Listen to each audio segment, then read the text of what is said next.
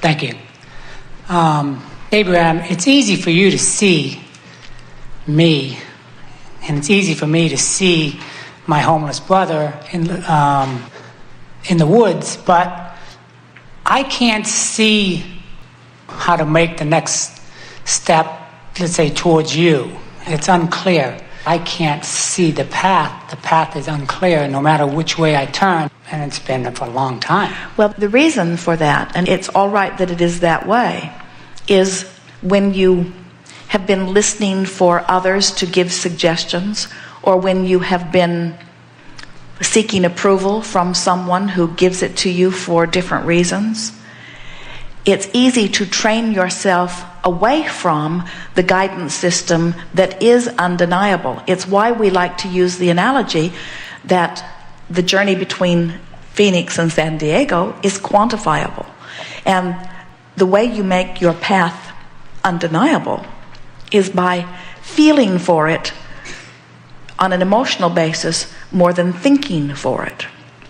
When you separate the reality of what is happening from your mood or attitude about it, now you begin to deal with things vibrationally, which is the basis of all things, rather than in terms of action.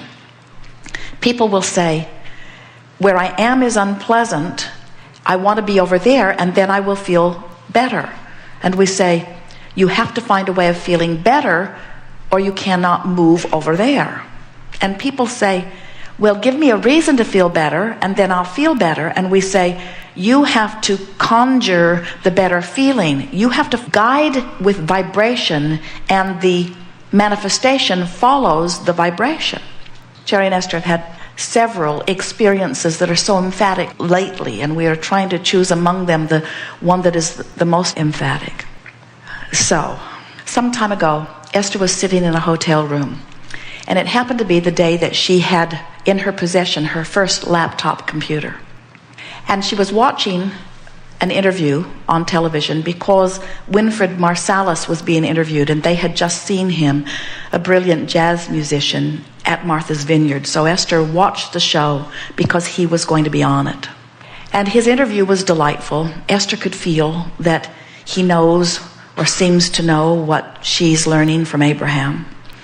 And then another man was being interviewed who is an author. Esther did not know the author, but the interviewer said to him, how is it that you write the dialogue for the characters in your award-winning books? And he said, I don't write their dialogue. He said, I identify who the character is, and the character writes his own dialogue. Well, shivers went up Esther's spine when she heard that, and she said, Abraham, what do you think about that? And we said, well, let's see. Open your computer. So Esther opened her new computer, opened a word processing program, and we began to describe to Esther Sarah, a little girl who lives in a mountain town. So Esther took about 3 or 4 pages of dictation as we described who Sarah is and how she feels in her town. And then we said to Esther, listen. And so Esther just sat there and listened, and she heard the words. Sarah lay in her bed, disappointed to find herself awake. And off she was going with this new book. So Esther wrote for about an hour that night and received the first 2 or 3 chapters of the first Sarah book. There is a series of them happening now, you may be aware.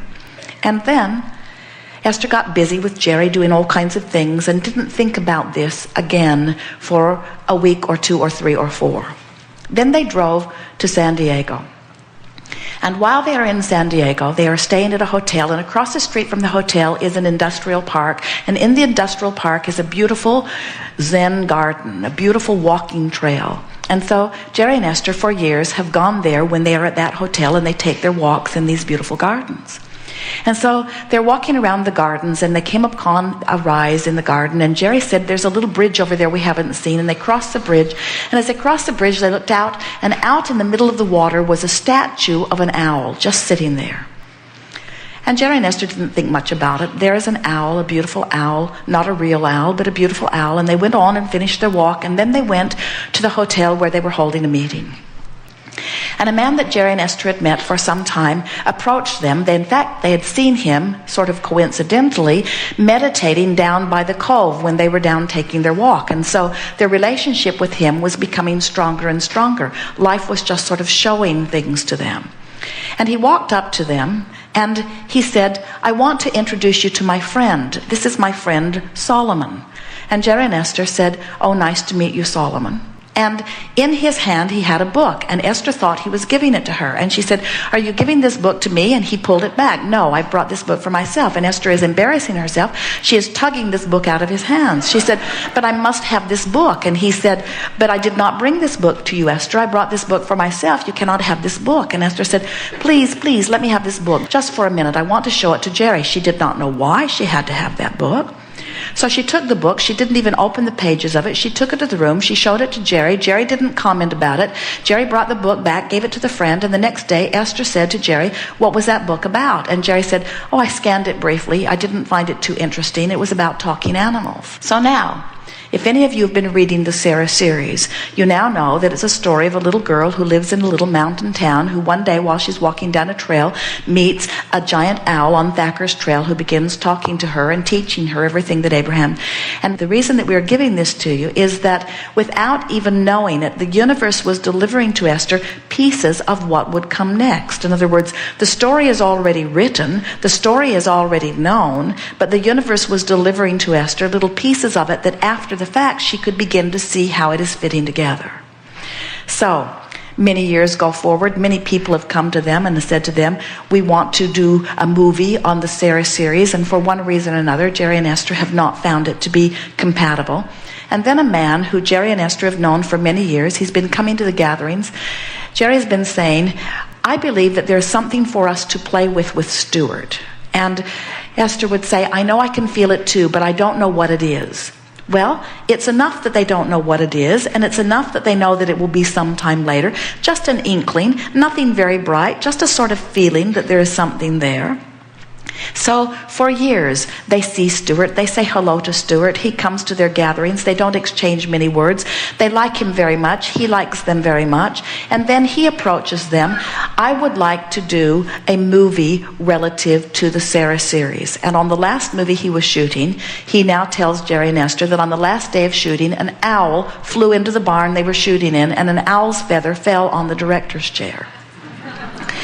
So now things are starting to light up a little, you see.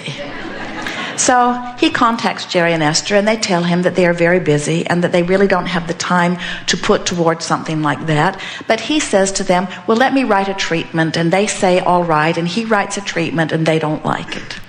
And then Esther explains to him that the Sarah story has to remain true to itself. It must have vibrational integrity.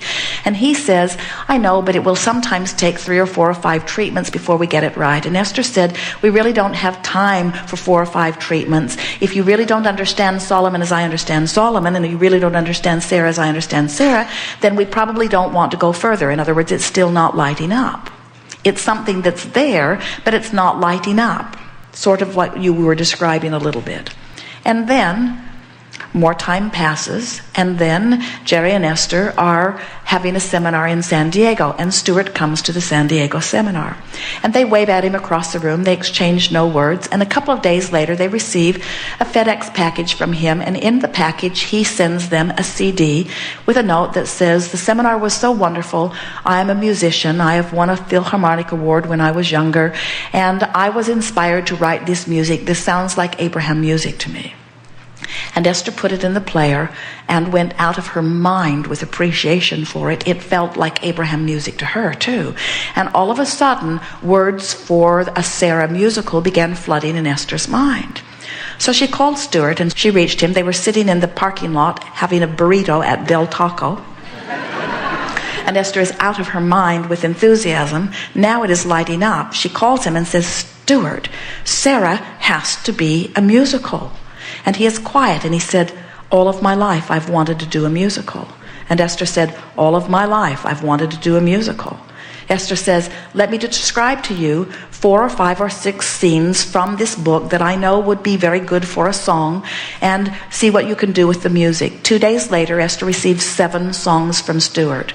And 2 days later, Esther has written the lyrics. She has a knack for that. Esther has written the lyrics for all 7 songs, and they are on fire. And then another thing, and another thing, and another thing. We cannot begin to tell you the things that are coming into place for this.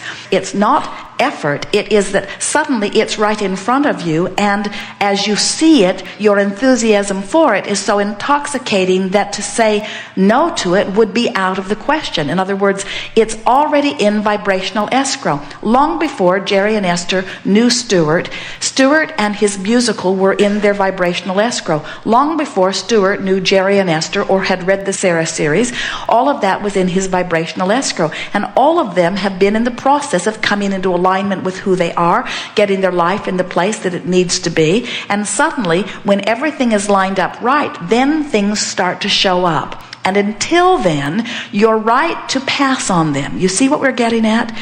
Jerry and Esther have a friend who has written a book. The book is called Why Your Life Sucks and What to Do About It.